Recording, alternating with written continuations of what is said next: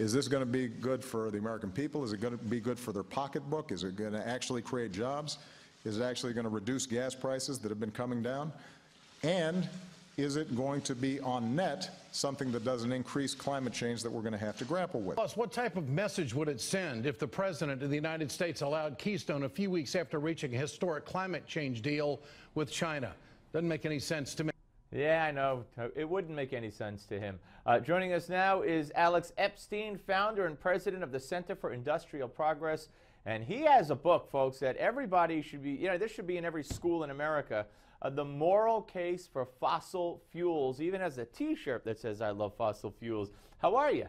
I'm doing well. Thanks for having me. I got to tell you, because this isn't just about you saying, here's why we should use fossil fuels. You believe that this is a moral life and death issue, much as the many on the left say that it's a life and death issue that we don't. Yeah. I mean, there's a real question in the final analysis of whose life and what species life they're actually concerned with, because sort of in my research for the book, it's just so overwhelming that if you want billions of people to survive, flourish, pursue happiness, they absolutely need to be free to use fossil fuel energy to improve their lives. Well, one thing that sticks out of my mind is I think in Kenya you talk about how they use the Gambia. Yeah, their hospital there, one of them relies on solar energy, so it's very hampered by that, and if they use fossil fuels, they'd be able to operate at a much more efficient level and in a much more life-saving way. Yeah, I mean, we just take for granted. I mean, for instance, right now we're in a studio. There are cameras.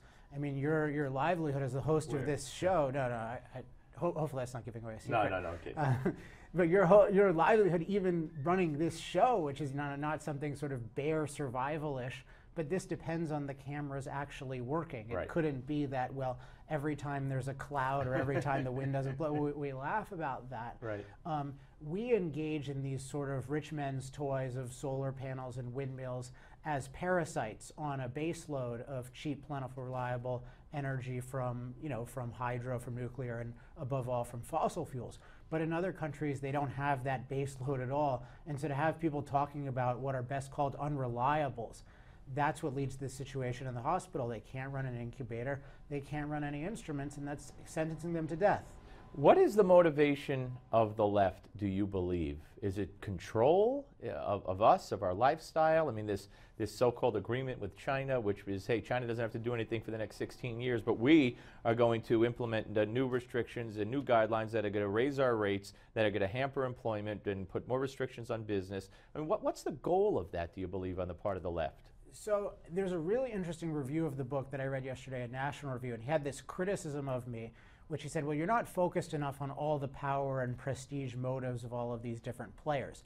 And that's true. In a certain sense, I'm not. But then he said, well, Epstein would probably say, and then he guessed my exact response, which is that my question is always, why are the people ripe for something like this Obama plan? So we can talk about his power lust and his prestige lust and his dishonesty, though. But to me, what's interesting is, why do we all take it? And really, what it comes down to in my mind is there are two ideals that we haven't really chosen between that we need to. So one is, our ideal is we maximize human life. That's our standard of value. But the other is we minimize human impact. And that's what being green is. And that's what we're taught to think of as an ideal. And I'm here to smash that ideal. Yeah, no, and you do a great job of it in the book. And your motivation, what is your motivation?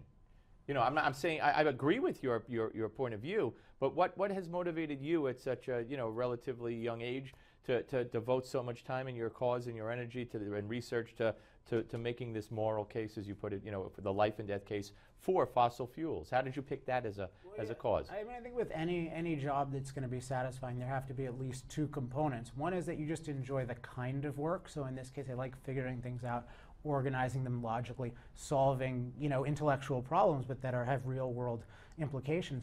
And then two, you have to really believe in the specific purpose that you're pursuing. And this is one that I never appreciated at all, even in my early 20s, let alone when I was a kid. And I supposedly had the best education money could buy, public schools could give you. I went to all these prestigious schools and I learned nothing about energy. Right. And then I wake up in my mid-20s and I see, wait, This is the industry that powers every other industry. Right, it's And important. every cent that we take off the cost, if we keep it reliable, means another person is empowered to improve his life. And every cent we add to the cost means someone else isn't going to a wedding.